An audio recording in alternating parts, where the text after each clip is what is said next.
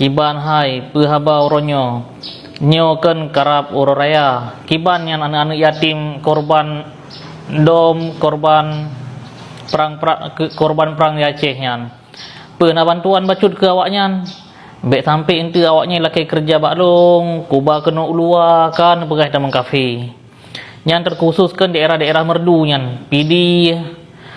dari Tiro sampai Merdu Pidi Jaya nyan kan anak yatim korban gam anak yatim gam nyan kan payah nu permen mandum nyan menyohan nu permen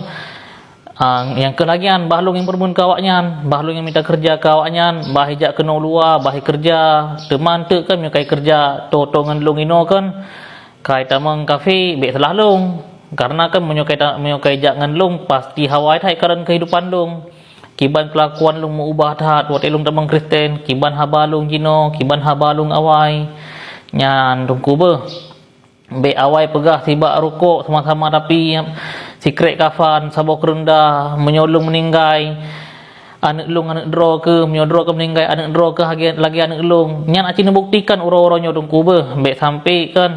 lagi yang kana getah le anak-anak korban anak-anak gam yang kan yang ka ayah yang meninggal yang kan putuh kula lah yang ka hanabu buat Aceh jadi mana nunggu beh baik sampai ilaki kerja baklong. Assalamualaikum nunggu kiban hai pehabau ronyo nyoken karab uroraya kiban yang anak-anak yatim korban dom korban perang di Aceh yan pernah bantuan bacut ke awaknya bek sampai ente awaknya laki kerja baklong kuba kena ulua kan pegah tamang kafe yang terkhususkan daerah-daerah merdu yan pidi dari Tiro sampai Merdu Pidi Jaya nyan kan anak yatim korban gam anak yatim gam yan kan payah nu permen mandum nyan menyohan nu permen yang kelagian bahlung yang permen kawaknya bahlung yang minta kerja kawaknya bah hijak kena ulua bah kerja teman tu kan kai kerja totongan long ino kan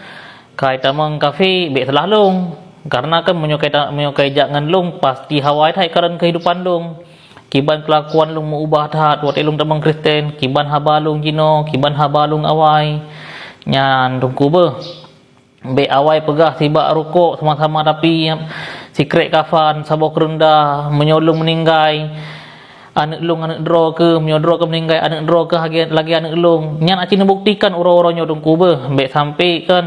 lagi yang kana getah le anak-anak korban anak-anak gam yang kan yang ka ayah yang meninggal yang kan putuh kula lah yang ka hanabu buat Aceh jadi mana nunggu be sampai ilaki kerja baklong. Assalamualaikum nunggu